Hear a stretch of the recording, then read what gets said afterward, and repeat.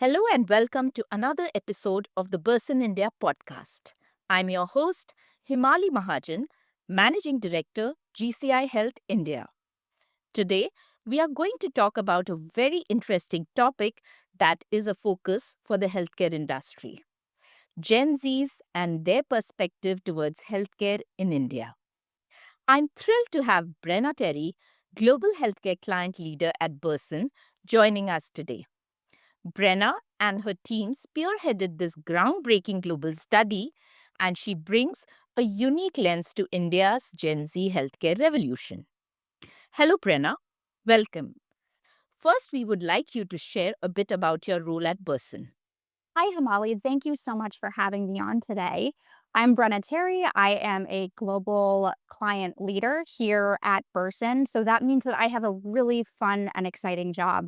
At Burson, we like to think about how reputation can drive competitive advantage for our clients. And I actually get to do that for a number of top clients around the world. So I'm charged with thinking through some of the deepest challenges that our healthcare clients are facing and making sure that we're tapping the great resources that we have around the world to solve them, from our cut through creativity to our transformative AI and tech suite to our best in class team that provides perspective around the world. It's a really exciting role that I'm thrilled to be playing at Burson.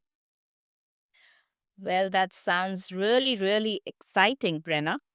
So, for our listeners today, we are going to discuss the Gen Z Healthcare Report that's been recently launched by Burson. This is significantly important because Gen Z isn't the future of healthcare, they are its present. This generation, raised in the digital era and shaped by a pandemic, is stepping into healthcare independence earlier than anyone before them. Tell us, Brenna, what sparked your interest on Gen Z's healthcare journey?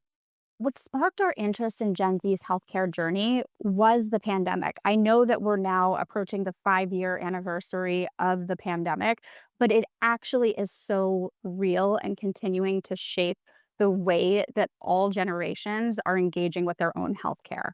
When it came to Gen Z in particular, we got really curious because this event was the first time that someone that age living anywhere they were around the world had the same healthcare experience. So we went from in previous generations, when you think about, millennial, Gen X, even the boomer generations, right? There was this idea that when you're communicating to young adults about health information, it was more risk based. It was, hey, you shouldn't really smoke or make sure that you're practicing safe sex. It wasn't around topics like chronic disease. And this was the first time a generation saw that they really were no longer invincible. So this got us very, very curious at Burson. We wanted to understand, now that this generation of young adults, and for the study specifically, we looked at young adults between 18 and 27, how did seeing this happen around the world and experiencing this impact their relationship with their own health? Yes, that's very true. But could you give us an understanding of the methodology used, Brenna? Absolutely. So for the global study, Burson dug into Gen Z and their specific experiences, anxieties, and aspirations when it came to their own healthcare. We fielded a 16-question online survey with 5,000 Gen Z adults. So again, those are adults aged 18 to 27 globally in September of 2024. The sample was evenly distributed with about 500 respondents each in 10 countries around the world, including in India. Once we got that survey data, we then complemented it using Burson's proprietary cognitive AI tool, Decipher Health, which predicts human response to analyze a select set of findings, digging into Gen Z's perspective on the survey conclusions. The Decipher Health data was specific to the US market only. So unfortunately, I don't have those results for India, but it was a really good opportunity for us to look at our predictive model and see how that was responding as well to the results that we were seeing around the world. And we also used Decipher Health to compare Gen Z's responses to forecasts for those in the millennial generation. So those are folks aged 28 to 43, as well as Gen X. So those are individuals aged 44 to 58, or excuse me, 59 to predict what resonates with these specific healthcare audiences. Brenna, one of the most striking findings from the study is that 78% of Indian Gen Zers have a positive sentiment towards managing their healthcare, which is higher than the global average. From your perspective, what contributes to this confidence? You're exactly right, Himali. That was a really striking fact of the study. Globally, we saw that 67% of Gen Zers were taking responsibility for their healthcare and felt really, really good about it. And in India, it was a high number of 78% of Indian Gen Zers who were reporting positive emotions when taking charge of their own healthcare. There are a couple of reasons why we think that this is true. The first being that it's a bit more convenient to take care of one's own healthcare, and there are a lot more digital tools that are available to this generation that came before them. Everything from telemedicine to health and fitness apps and trackers, access to being able to take charge and be empowered of your own healthcare is a lot greater than what generations had prior. There's also greater access to information. So this generation is able to learn more about healthcare conditions and things that they're interested in, do their own research, and come armed to their own conversations with their healthcare professionals, feeling like they have some of the information and wanting to have more of a productive conversation. And then last but not least, I think it is that generational shift, right? As we look back to the pandemic, that shift that we saw in how health was being impacted around the world and how this generation was no longer feeling invincible, that created that sense of urgency that this generation wants to make sure that they're taking care of their own health and really engaging in a healthcare journey instead of a sick care journey. Great. Quite interesting, Brenna. Brenna, we've seen that globally there's this myth, or rather a belief, that Gen Zs rely mostly on social media, even for matters relating to their health. What do the findings from the Gen Z report tell us about this? So this was one of the most interesting findings that we found from a myth busting perspective from the Gen Z report. We came into this expecting that Gen Z was going to truly put a lot more trust in social media influencers for health advice, as well as being leaning into social media for finding health information. And that actually wasn't quite the case.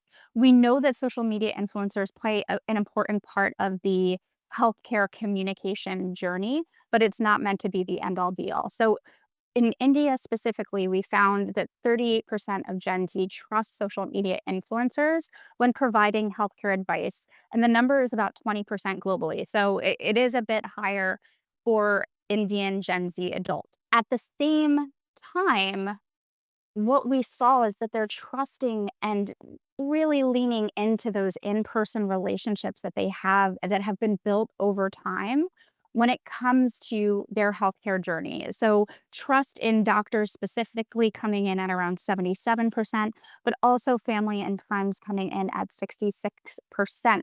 So the idea here and what we're seeing, what this means from a communications perspective, is that while social media influencers might be a really good starting point as an part of an integrated campaign when you're looking to engage with young adults, it's not meant to be the end all be all. So Gen Z might be exposed to some information on health, on wellness through a Gen Z influencer, but then they're actually going and doing their own research because about 8 in 10 Gen Zers said they had encountered false or misleading health information online, primarily in social media.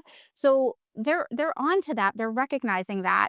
And then they want to go and they want to check with hospital and clinic websites, healthcare company websites to get information so that they're armed with a lot of detail and understanding before they then go in and have that conversation with their healthcare professional. Well, that's very, very interesting. Another aspect that I would like to touch upon is that Gen Z has historically been cautious about the pharmaceutical industry. Yet, our study shows they are open to expertise and genuine connections. As we aim to transform from medical communications, how can companies build relatable messaging to gain trust and counter misinformation? You're right, Hemali. Gen Z and previous generations have historically been a bit more cautious when it's come to the healthcare industry and the pharmaceutical industry in particular. At the same time, we are coming on the 5-year anniversary of a global pandemic where the healthcare industry did ultimately save the world. And I do believe that there's a bit more of a positive halo effect that we're still seeing for healthcare companies, even though it's starting to waning. The important thing that we saw from our study is that there is this optimism towards pharma companies among Gen Z, with 59% of young adults in India believing that they meet their needs and being more open to hearing from healthcare companies. So that is a huge, huge opportunity for healthcare companies to open that door. But the way that they do it is going to be so, so important. Things to consider here is that this generation is open to receiving information. They're curious. They're finding information and learning about it from health influencers online, but then they're doing their own research. So it's up to the healthcare companies to make sure that we're targeting this generation. And when we're providing educational materials, awareness materials, doing events, doing campaigns. So we need to make sure that Gen Z is an audience that we're thinking of and that we're also communicating to them in a way that resonates. So the right tone, the right imagery. We need to be speaking the same language as Gen Z to fully capture that opportunity and bridge that gap so that there's even more of that optimism and willingness to hear from healthcare companies. For our listeners today, if you have to recap the study and the report and give your three key takeaways, what will that be? The three things that I want your listeners to take away from today's conversation when it comes to Gen Z and their relationship with healthcare and how to communicate with them is: one, Gen Z is really craving in-person connections. So yes, while they rely on telemedicine and apps and social media as part of the healthcare continuum, they are still truly valuing that in-person, real, enduring connection with their doctors, and their family and friends in India in particular play a really important role in that healthcare journey as well. The second is that while Gen Z is absolutely going onto social media for healthcare information, nearly 8 out of 10 have recognized that they have seen quite a bit of mis or disinformation when it comes to healthcare information shared online, particularly through social media. So while they do want to be engaging with healthcare influencers and they're on TikTok and other channels like that, where they are engaging with healthcare content as perhaps the first stop in their healthcare journey, they also are then going and seeking more credentialed sources. So think healthcare company websites, doctors, clinic websites, to get more information, and then ultimately going in to have an in-person conversation with a healthcare professional before they make any decisions about their health. So social media is not the end all be all when it comes to engaging with this generation. And then last but not least, they are really open to hearing from healthcare companies about health related information. This is a very empowered generation that is super excited about taking ownership of their own health. They're interested in hearing from healthcare companies, but they feel like they haven't been engaged enough by healthcare companies. So this is a wide open door for our clients to be thinking differently about how they're engaging with that generation. So making sure again that they're providing content that is targeted toward them. They're on the channels where Gen Z is engaging with content, and they're communicating in a tone, using imagery, using language that really speaks the same language as Gen Z to have impact and help take advantage of that really great opportunity. Gen Z is super eager to hear from you. So make sure that you're engaging with them. Well, thank you, Brenna, for unpacking these critical insights. To our listeners, if you are intrigued by how Indian Gen Z is reshaping healthcare, balancing optimism with systemic challenges, Download the full report at Burson's website. It's a must read for leaders navigating this demographic shift. Stay tuned for our next episode.